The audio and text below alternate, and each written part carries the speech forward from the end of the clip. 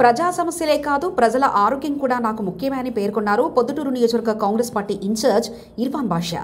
ప్రజల సమస్యలపై ఎప్పటికప్పుడు అటు ప్రభుత్వాన్ని ఇటు ప్రభుత్వ అధికారులను ప్రశ్నిస్తూ పొద్దుటూరు కాంగ్రెస్ పార్టీ ఇన్ఛార్జిగా తనకిచ్చిన బాధ్యతలను నిర్వహిస్తూ మరోపక్క ప్రజాసేవలో తనదైన రీతిలో సేవా మార్గాన్ని ఎంచుకున్నారు ఎస్ ఇర్ఫాన్ బాషా.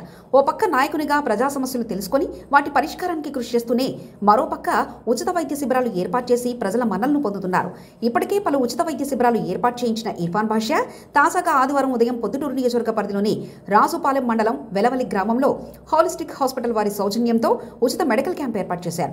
క్యాంపు నందు ఉచితంగా పరీక్షలు చేసి మందులు అందించారు.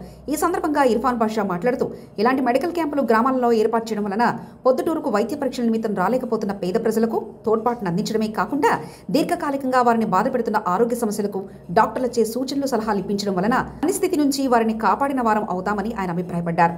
గ్రామ ప్రజలు పెద్ద ఎత్తున తరలివచ్చి ఉచిత మెడికల్ క్యాంపు